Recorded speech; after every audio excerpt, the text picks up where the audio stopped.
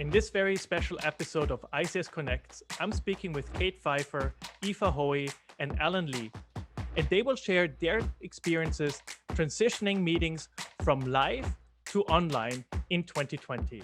Some of the challenges, but also some of the opportunities they discovered. So listen in and let's explore the future of exchange. Hello, everyone, and welcome back to ICS Connect. I'm here today with a very special episode. We have assembled three of the managers at ICS, and we're going to talk about what this year was like for all of us and how we handled some of the transitions we had to go through this year and overcame some of the challenges that came with it. So without further ado, I want to introduce the panel today. So maybe we start with Aoife. Aoife, do you want to introduce yourself quickly about what your role is, what you do with ICS, and maybe just a tiny little bit about yourself? Yeah, absolutely. I started with ICS almost 5 years ago as a housing and registration manager. And now I'm director of housing and registration. And it's really evolved into an experiential role, particularly in the last year when life is become a little bit different, and we're now in a virtual environment. And yeah, so moved here to Vancouver from Ireland. So yeah. Excellent. Thank you, Aoife. Kate. Sure.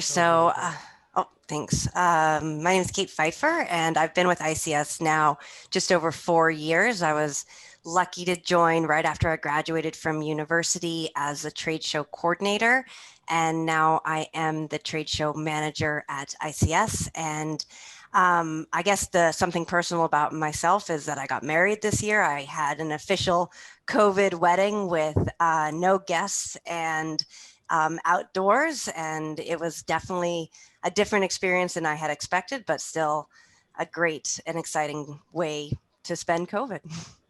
Excellent. Thank you, Kate. Alan. I actually just joined this year. It seems so long ago, but it was just this past February that I joined ICS. And yeah, I've been on the conference side of the business for the last 10 years or so, working for various companies here in Vancouver. I'm born and raised from Vancouver. So it's been a challenging year, like Kate said, and we've all sort of had to make adjustments, and it's been a roller coaster for sure. Thanks, everyone. Really good. Let's get going. Let's start about this year. And let's talk about transition first. We all had to transition into a new environment this year, into a new world. And you guys were not the guys that were behind the scenes strategizing how to do it. You had to actually deal with it front and center. You talk to the clients, you talk to the stakeholders. How did some of those transitions actually go? What are some of your memorable moments of the transition period? Maybe let's start with Aoife again. Yeah, absolutely. It was really tough because I think at first we thought, oh, this is something that's happening in a different region that'll affect some of our conferences. And then obviously as time went on, it suddenly was touching every single conference and every element of our business. So yeah, it was like the conversations were difficult, but one of the big things that came to me is, aren't we so lucky with the partners that we have and the relationships that we have with our partners, that like I always train the team and educate everyone that we'll have strong contracts, and you need to get everything in your contracts and you need to look them over. But the huge thing for me at the end of the day was having these strong relationships with our partners, because we were negotiating or renegotiating something that we didn't really know what we were trying to get to.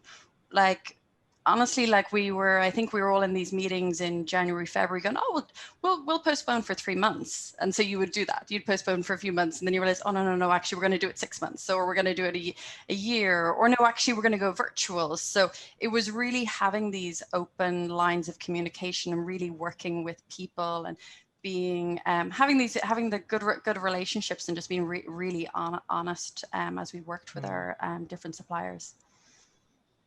How about you, Alan? What are some of the biggest learnings you took out of this transition? Like what were some of your experiences? I would agree with Aoife. Like, I think when it first started, there was a lot of unknown and a lot of uncertainty, and it felt like at a lot of times we were just sort of just trying to figure out what was happening and what to do next. But it became clear very quickly that everyone was sort of in that same boat. Everyone was sort of feeling it out and figuring out how to navigate this and how to adjust and pivot to a new format, basically, of running or doing what we do best. So the understanding and appreciation from a lot of our stakeholders and venues and suppliers and whatnot helped a lot, because those conversations can be difficult when you're talking to stakeholders about why we're potentially changing our format or moving away from a face-to-face meeting. It wasn't a shock to them because they know what's happening. Everyone's going through the same thing. So yeah. Kate, anything to add? My biggest takeaway, with the transition was just how inspiring it was to work with people and to really brainstorm and to look for creative solutions, as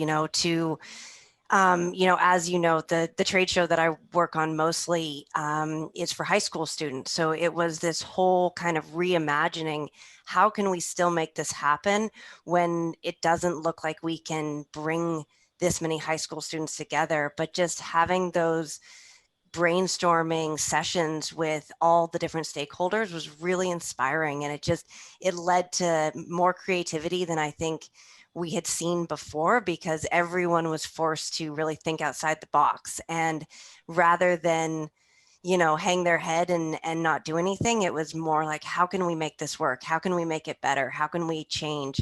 So I think that was really my takeaway from the transition time. Excellent.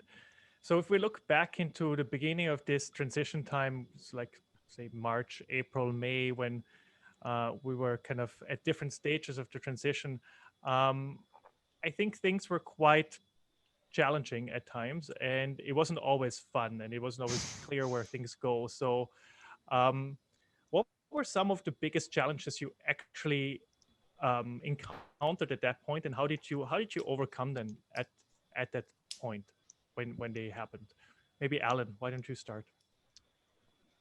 I have to say, probably getting clients to understand and sort of change their mindset around what a virtual meeting means and how to best approach it.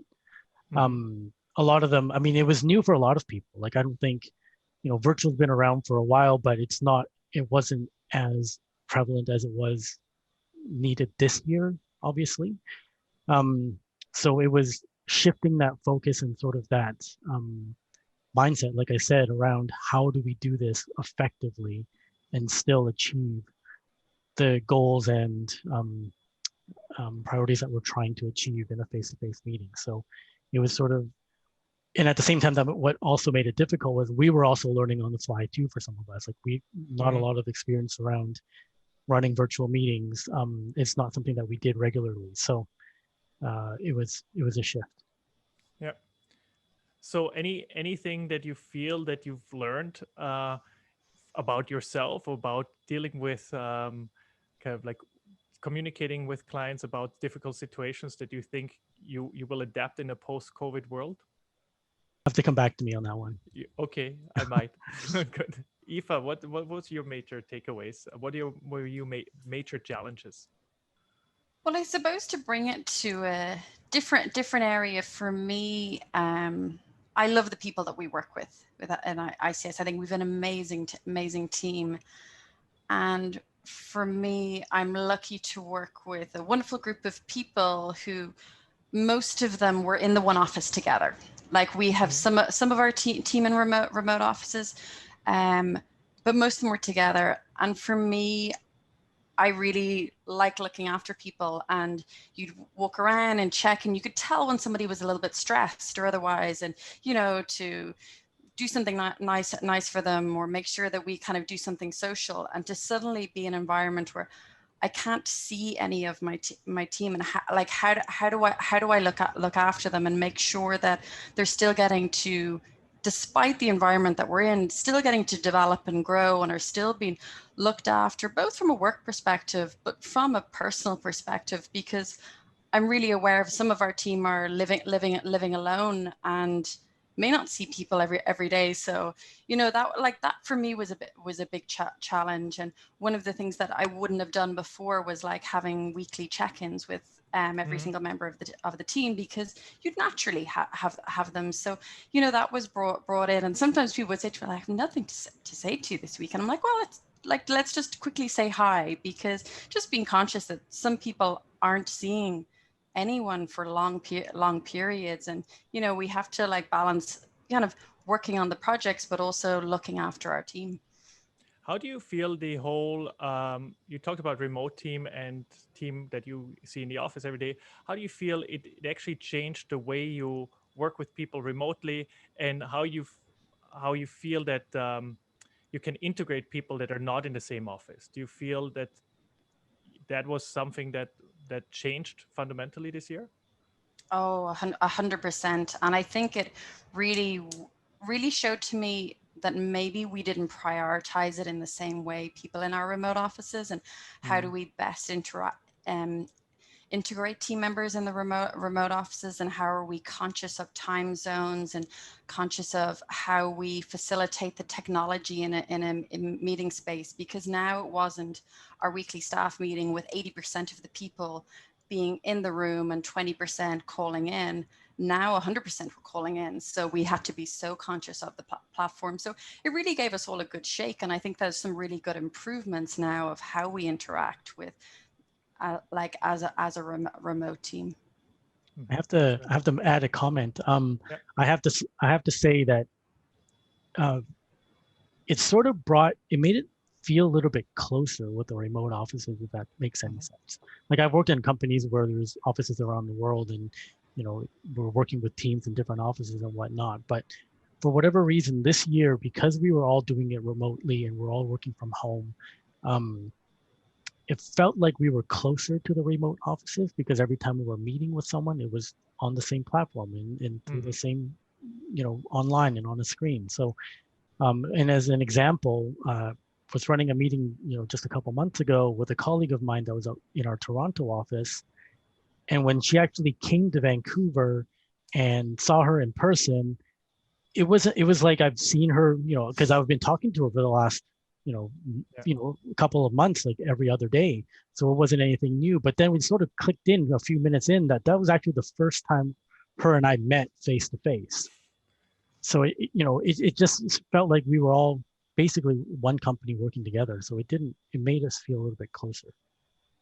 It's amazing. It sounds like it's a great equalizer, actually, and allows for a lot more kind of integration of people in areas that we weren't able to integrate before, maybe. Yeah. Kate, let me just go a little bit into talking about moving from an on-site experience to a platform experience. So what were some of the challenges you faced in actually creating a valuable experience for delegates and exhibitors and anybody actually involved, all the stakeholders?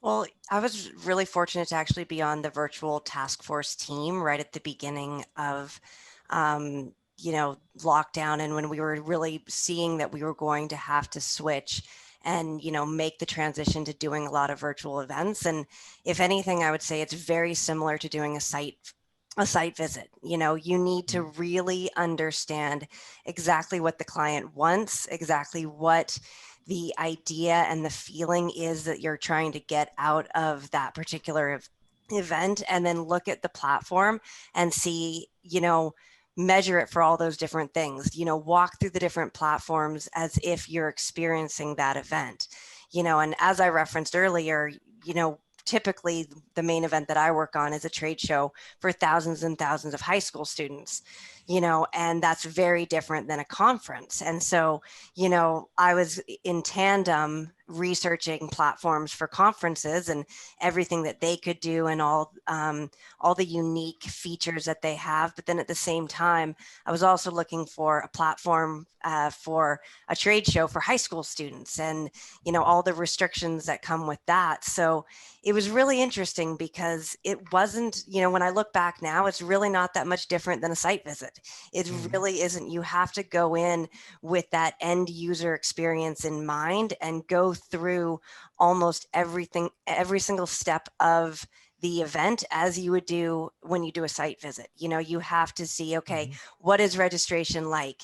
You know, what is it when once I enter, you know, what kind of signage do I need? And so it was definitely exciting to see, you know, it felt like for a short period of time, I got to go on 30 different site visits by getting to see all the different virtual platforms that were available and all the different functionalities of all of them. So it was just quite an eye-opening experience to see what is out there, but then as well, what will work, you know, what actually, you know, is necessary for each individual client and each individual event to really make the experience meaningful. And we're still learning, I think. And I think platforms are still developing, which is incredible, but, you know, it's still a learning experience. Mm-hmm. So let me ask a question, and let's see who wants to answer it. Whoever's first, actually, in a sense. But when we started off in April, May, ICS, we had an established virtual meetings department, actually, which was doing this for the last 9-10 years.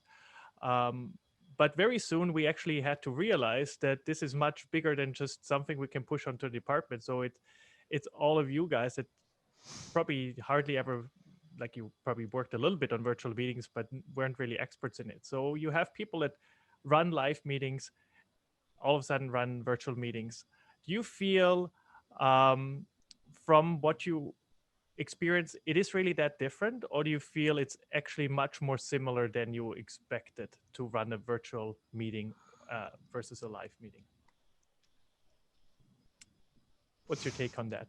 Whoever's first. I think it's both. Yeah. Obviously, with a virtual meeting, there are certain aspects that you no longer have to think about or manage, but there's a lot of similarities in terms of the preparation. And I think that was one of the shifts that, you know, you sort of have to educate the clients on. And like I said earlier, we're still sort of learning on the fly, especially back in like April and May, figuring out how much of the face-to-face meeting can we actually transition to virtual, and is it simply just a one-to-one straight transition? And I think we found out very quickly it's not. Like, you can't just take a program from face-to-face and move it to virtual and everything will fall into place. There's a lot of considerations. Once you move virtual, you're no longer fixed to a destination, which means you're no longer fixed to a time zone. So now you got to think about, we're not looking at a captive audience that have flown into a city and they're all in the same time zone. So we run a meeting in the morning, it's available to everyone at the same time. We're now looking at, well, if we broadcast at this time, people in Europe, what time is it for them? People in North America, what time is it for them? For Asia, what time is it for them? Where is the majority of our delegate base coming from? And is it suitable or appropriate time for them? Where is our faculty coming from? Our speakers and our chairs and our committee. So there's a lot of different things that come into play once you sort of transition over to virtual, that we sort of had to adjust our thinking and approach on the fly, and then also educate the client on. So.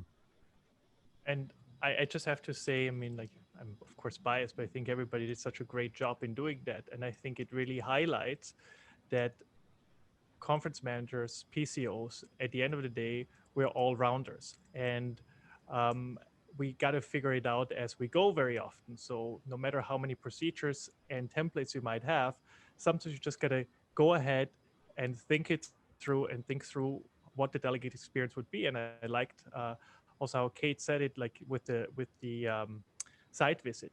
You walk through this platform as you would through a venue. You just think, what is the delegate experience? And I think when you come from that perspective, you can make everything work. Being live, being virtual, whatever it is, you just have to think from the perspective of what's the delegate experience, what's the speaker experience, and be empathetic. And I feel that's one of the biggest qualities that a conference manager can bring to the plate. And what you just started mentioning, Alan, like there's some really good upsides to it. Kate, do you want to expand a little bit further on your side? What you found some of the really good things about going virtual? Where some of the opportunities came up because we went virtual with so many things this year? Yeah, definitely. So in speaking directly about the education and career fairs, that's something that ICS has been running for 9, 10 years now, I think, Matthias. And, Mhm. you Yeah, know, over. we've always talked about expanding, and we've always talked about reaching and bringing the opportunity to more people, not only in British Columbia, but across Canada and even potentially across the globe. And with going virtual, it was really easy for us to see that the possibility was not only out there, but it was extremely tangible. And, that was something that was really exciting for me. I grew up in northern BC, and I didn't have the type of opportunities that people down in a larger urban area may have. And so with going virtual, we were able to bring these same type of educational experiences to people in remote communities, and that is just a great opportunity. And we saw that especially in education and in high schools. This was something that people were so thrilled about, because their students that maybe never would have gotten these type of opportunities were able to log in and be able to see this virtually. And then as well, we're expanding to Ontario in 2021, which was always in the pipeline, but I don't think it was in the pipeline very soon, because it, just tackling that market in an in-person way requires so much more investment and time. But doing it virtually, we were able to really quickly fill a need that entire province had. And, it was just one of the real perks of being virtual is to be able to, bring the same opportunities that folks that don't have the resources to get on a plane and to travel, they can still take part in the same type of educational opportunities that the folks in the urban areas or have the ability to travel could take part in. It's amazing. Aoife, from your perspective, you deal a lot in delegate experience for scientific, medical, professional meetings. What do you feel like some of the upsides in terms of delegate experience were in terms of how you dealt with the individual registrants? Well, some of the upsides being that we were able to offer the same conference to, as Kate mentioned, the people who couldn't afford to get on the plane. Like everyone was put on an even playing field with their access to the conference. But one of the things that we really did differently with the delegate experience is that we really wanted to make sure we looked after our delegates and gave them that personalized experience. So like I've had some really fun conversations on live chat in the past 6 months, but like a surprise from delegates that we have real humans at the end of our live chat behind our help desk. And we try and with our delegates, like we're trying to be there in every aspect of the experience in whatever way suits them. So whether they need email support, whether they want a phone call, whether they want us to remotely access, whether they want us to be in the corner of the chat, but that we're there as real people, that it's not a bot. And it was funny because even with one delegate, I ended up chatting about the sports result of something that day, because I think they were kind of questioning going, is this a bot? And I was like, well, how can I prove that I'm not a bot? And I was like, okay, well, we'll chat about something that is happening right now. So it's been nice to try and bring forward those real experiences for people and not get too much into the here's your login, here's what the next session is. And obviously we give all of that, but we want to make people comfortable in the environment, because it's been a tough transition for our delegates. I think this is such an important takeaway. As we go virtual, how important the human involvement and human touch still is.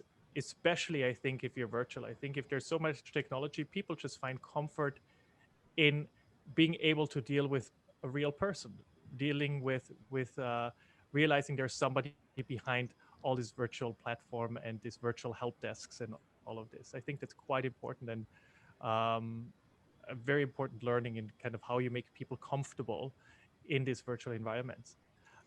Alan, from your side, in terms of the overall Congress experience, what do you feel some of the biggest upsides are that you experienced in running meetings virtually? I would have to agree with Kate and Aoife in terms of, I think the biggest upside is accessibility.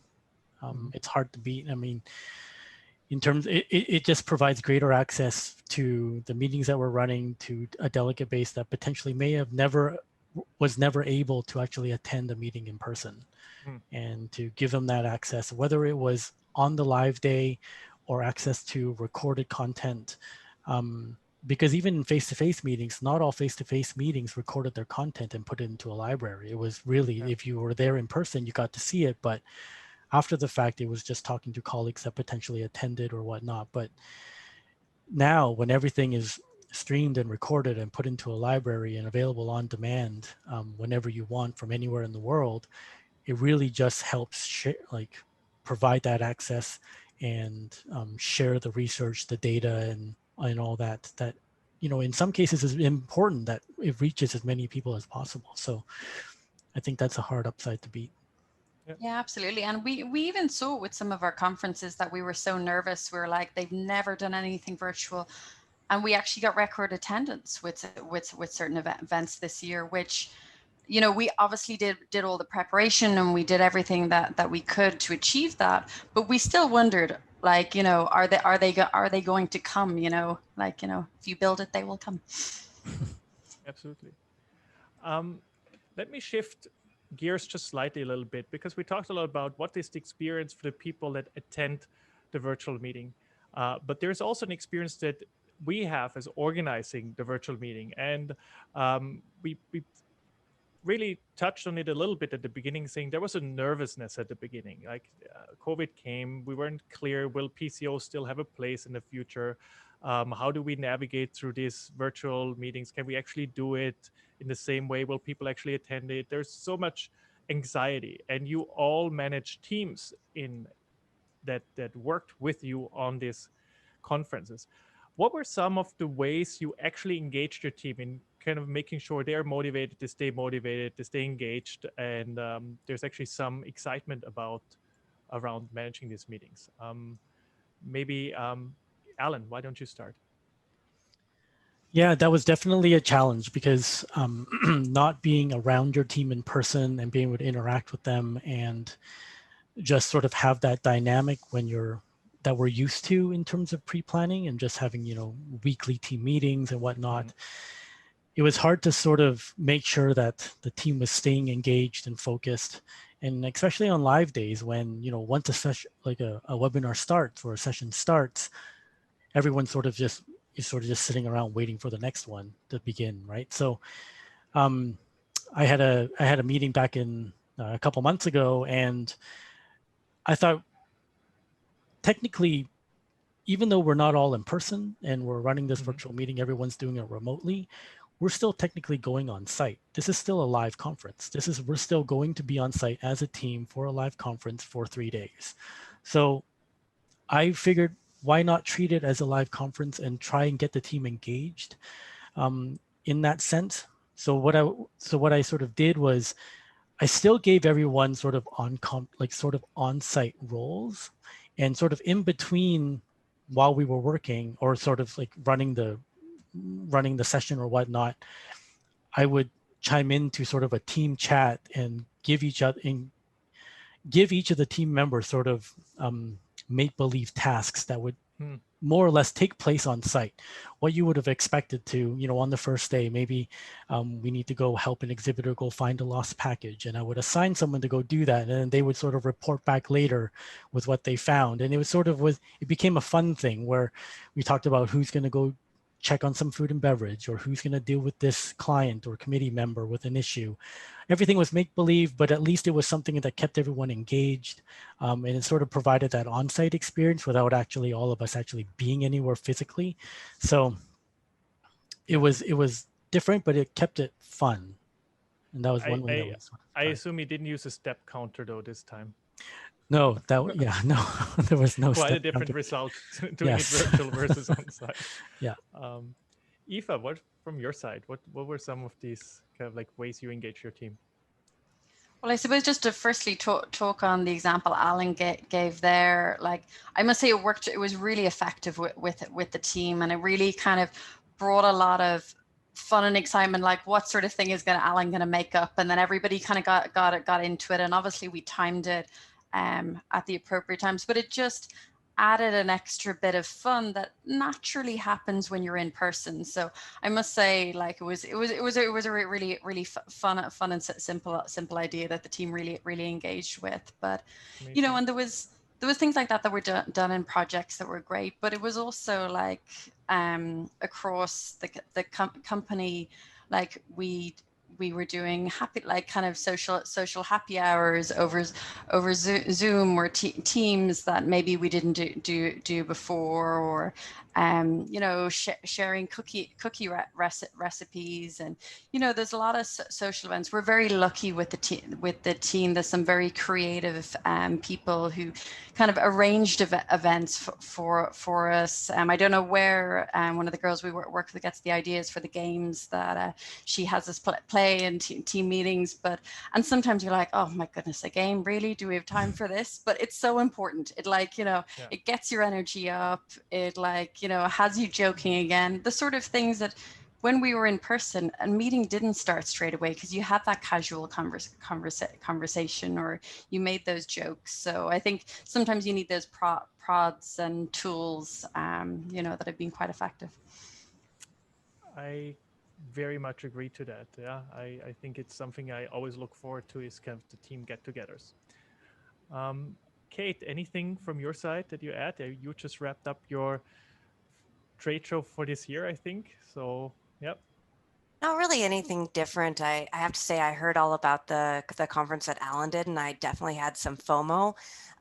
For us, you know, we didn't almost have to recreate what would happen in real life because, you know, as we were doing an event for high school students, they found a way to make our lives as challenging virtually as they do in person. And so as a team, that really always helps bond us to, you know, at the end of the day, have that debrief where, you know, everybody talks about the struggles that they had, you know, with the delegates. And of course, ours are high school students. So those are unique challenges with those delegates.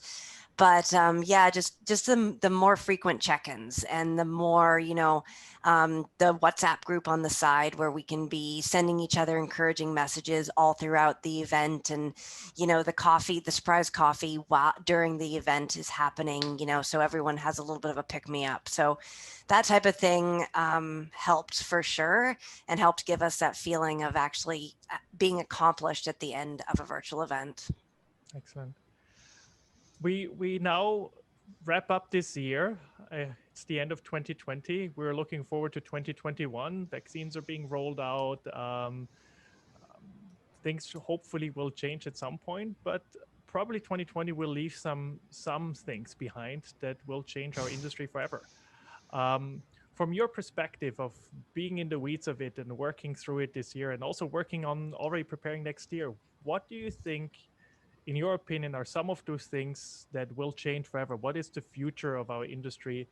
I know nobody has a crystal ball, but from your perspective, how do you feel we will manage meetings moving forward? And trade shows, of course. Why don't we start with you, Kate?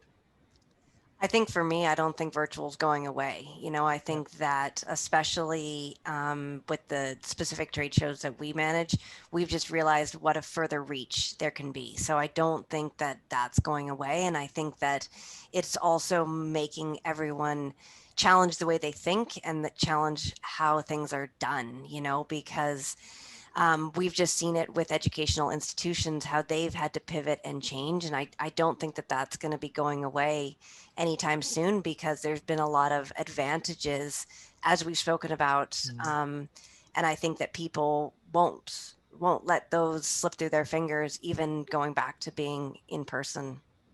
Yeah. Aoife? I think as we go into next year, we're going to realize the importance of being flexible and being creative and being open to change, because how we'll run an event in January 2021 and how we'll run an event in December 2021, I think are going to be wildly different. And I think it really goes back to when like we thought about how amazing kind of the team did with learning new skills, that we go back to the core of what people in our industry and what people in this company are really good at. And it's that they're quick learners, problem solvers, intelligent, that they work with other people, they're detailed orientated, and that they were not, you know, as you would like to say, that we have these kind of systems and we have these procedures and templates, but you know, we are going to have to be very open to change and very flexible next year, and watch what's going on in the industry, and watch what's going on in other countries that maybe are a little bit faster than the region that we're currently operating in. And you know, knowing that you don't know everything, and you know, open to change. Perfect. Alan, from your side. I think 2020 was a bit of a reality check to some degree, and a bit of a humbling experience for a lot of people. Like, in generally speaking, I think for a lot of things that we took for granted, we were reminded that, you know, they're not, you know, the flexibility, the accessibility, the freedom and whatnot that we sort of are used to and come to expect is not always the case. And I think it forced us to look into different ways of connecting. And virtually, obviously, is, like Kate said, is probably not going away. So we worked very hard to make sure that all the people that needed to connect with everyone in terms of research and sharing ideas still were able to do that. But moving forward,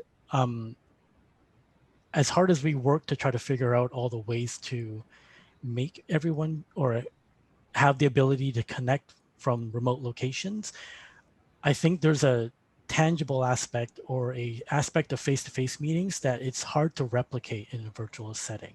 So I think as hard as we work to make it happen, I think we're working just as hard to try to get back to a safe place where we can meet face-to-face as well. So I think there will be a good mix of both. Excellent. And that's, I think, is probably the 2021 slogan anyway, a good mix of things in general. We're gonna have to transition slowly out of it, and see how we can get the best of both worlds. I think that's so great. And thanks so much for all your input today, all of you. This was really, really interesting. Thanks for sharing openly. I think everyone here has so much. Has contributed so much this year to the success of ICS, of our company.